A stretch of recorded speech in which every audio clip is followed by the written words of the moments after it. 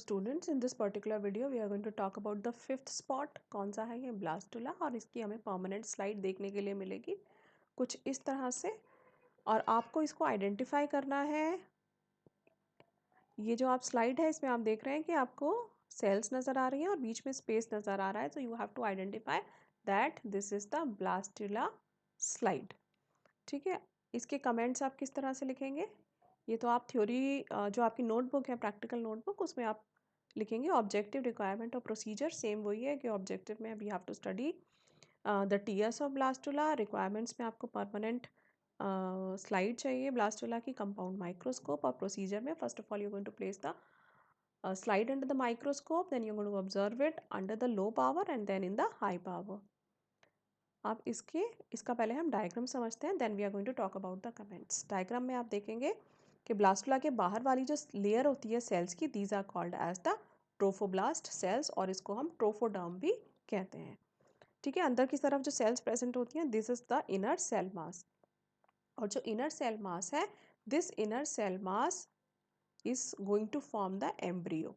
ठीक है, यहाँ से एम्ब्रियो का फॉर्मेशन होगा, और जो ये ट्रोफोब्लास्ट सेल्स जो होती हैं, इनसे प्लेसेंटा का फॉर्मेशन होता है। ठीक है, प्लेसेंटा प्लस मेम्ब्रेन्स जो होती हैं एम्ब्रियो के चारों तरफ, उसका फॉर्मेशन होता है।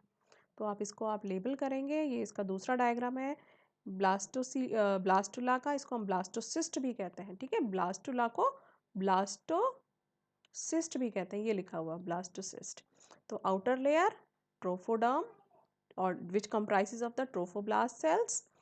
जोना पेल्यूसिडा, इसके बाहर की तरफ जो लेयर प्रेजेंट होती है, that is zona pellucida. Trophoblast cells you can see here, this is the cavity of blastocyst. इस कैविटी को हम ब्लास्टोसील कहते हैं, ब्लास्टोसील इंपॉर्टेंट। ठीक है, इसके कमेंट्स आप क्या लिखेंगे? The blastocyst is a structure formed in the early embryogenesis of mammals.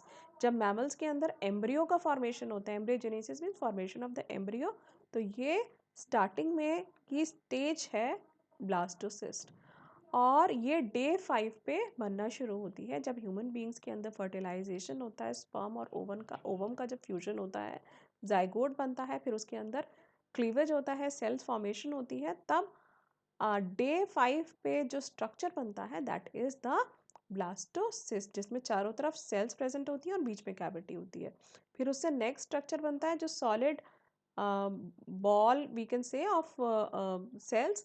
This structure is called as the morula.